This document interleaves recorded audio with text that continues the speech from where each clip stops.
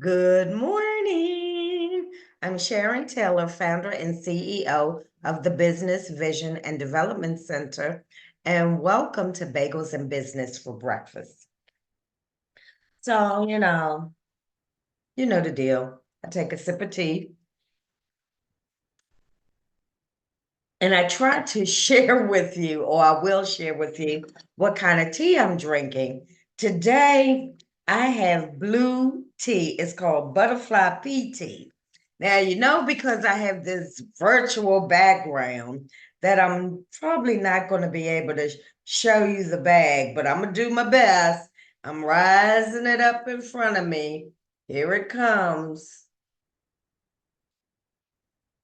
And this is what the bag looks like. And now I disappeared. But anyway, that's what the bag looks like. The tea is a beautiful blue color. It kind of, is it citrusy or flowery? I'm not really sure, but it's caffeine free and it has a lot of health benefits. So if you want to look them up, feel free to. But again, it's called blue tea, caffeine free, butterfly PT. And they're in, those fancy little, let me see if I can get a tea bag out for you before we get started. Fancy little bags. Let me see if I bring this up, if you can ever see it. See? So it's delicious. So I have that for this morning.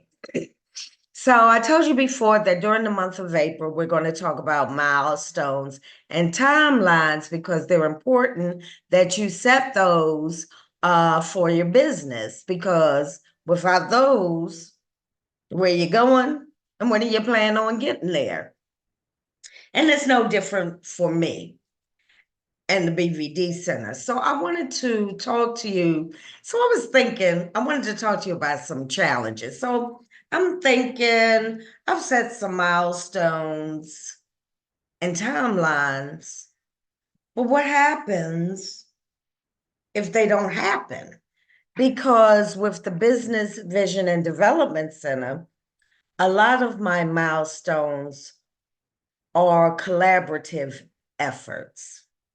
So that means if the people that I want to work with, collaborate with, coordinate with, don't get on board, what happens to my milestone and my timeline? What do I do then? Just sit there and move on? So I've been pondering that since last week. So I want to say to you, as you set your milestones and timelines, you need to look at some of the challenges or risks that are associated with that. It could be money, it could be life, it could be, for me, collaborating with some other entity, some other organization or business. So, how do I handle it? Good question, because I'm working through that right now. Part of my milestones, well, one of my milestones was to collaborate with banks in my area in Ward 7 in the District of Columbia, Southeast. And so I said I was going to do like a little test run, right? Industrial bank specifically is who I'm talking about. Yes, I'm going to name names. So I go to Industrial Bank on Benning Road just to check out to see how they treat us folks over here in Ward 7. So how much should I really tell? Well, I might as well spill the beans. So I go into Industrial Bank, Benning Road, Northeast. I'm sorry, I think I said Southeast, but it's in Northeast. But it's still a Ward 7. I believe it's still in Ward 7. But anyway, I'm in there. I'm looking around and I just happen to be go there with somebody else. But I had always thought in my mind, I need to start collaborating with some businesses. I'm putting it on my milestones. I need to create a timeline. And poof, like magic, I gave a girl a ride there. I said, perfect opportunity for me to scope it out. So I go in and I'm seeing how I'm greeted on a scale. We're gonna do scales, 1 to 5, maybe a 2. Hey, how you doing? Have a seat over there. Somebody will be with you shortly. Okay, so I sit over there. And it's nobody there but me and the other girl. It's not like it's a group of people. So after she gets finished, I go up to the window and I say, I'd like to talk to somebody about starting a business account here, at Industrial Bank. And so they point over to another direction where a lady is sitting in an office. You need to talk to her. I said, okay. And so I go have a seat, and she kind of sees me, but doesn't acknowledge me. And again, I'm the only one sitting there. So finally, hey, can I help you? I said, yes. I got up. I went into her space and said, I want to talk to you about how you handle business accounts here. So she's like piddling around, da da da da da, and starts to say, I don't even know how the conversation kind of moved on, but what I do remember saying is, I'm Sharon Taylor, and your name is, because she never introduced herself, nor did she give me her title. So I'm not going to give you her name or her title, but she was in that office. And I said, oh, okay. So I said, nice to meet you. I shook her hand and I said, so what's the process for opening up a business account here? What do you need? Who do you talk to? That type of thing. General questions that most business owners would ask, at least I think. She's not impressed with me, and she's fiddling around with papers, and she goes into a drawer and she hands me, how somebody has Xerox stuff so many times, it's not even straight on the paper anymore. That's what I get. She hands me that and said, this is what you need, this is the process. So I say to her, she never said, what kind of business do you have? What can we do for you today? How can we help? So I say to her, okay, let me tell you a little bit about myself. I'm Sharon Taylor, founder and CEO of the Business Vision and Development Center here in Ward 7. I also work at the Small Business Administration. Always the ticket, always the manna from heaven. I don't know what happens. People sit up, they smile, then it's a whole nother conversation. Yes, we do this. Yes, we do that.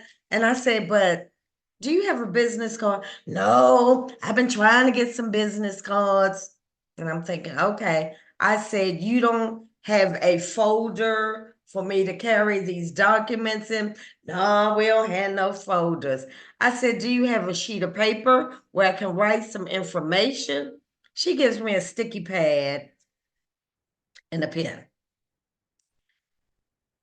And I say to her, I'm taking this all in, right? So I'm taking this all in and I say, well, what does the back office look like in terms of, somebody helping a person navigate through the financial process of starting an account and possibly getting a loan? Oh, we don't have a back office. They just come in and they talk to me. I said, oh, okay. Well, thank you for the information. I said, because I have clients who are looking to open business accounts. And so I'm checking out banks to see if I can give any recommendations or any assistance in that area, shook hands, left. And I said to myself, now I may have $25, but I don't know if I want to put $20 of that 25 into this bank. So back to the milestones and timelines. So I said in that moment, that became a milestone. And I put it on my sheet, but I didn't have a date associated with it. My mistake. Because as time went by, I can't even remember. It's probably been 3, 4, 5 months ago. So as time went on, each week, I get my little book out. I write, what my duties are for the day, my priorities. And almost every day, I would put email the bank, email the bank. Then I got tired of writing it. Then it became every week. Then a month went by. So now I sat down day before yesterday. I went on Industrial Bank's website, found out who the president was, Doyle Mitchell. Hey, Doyle. Went on LinkedIn and made a connection and wrote him a note. Told him that I had went to the Benning Road location. Didn't really say what my experience was, but said in that connection on LinkedIn that I would be following up with an email with my experience. And I did. I wrote a letter. Well, I wrote an email telling them about my experience, but I didn't, blast it. I just said, I think that bank or industrial overall, because I don't know about the other branches, needs some help in this area, which I am available to help you.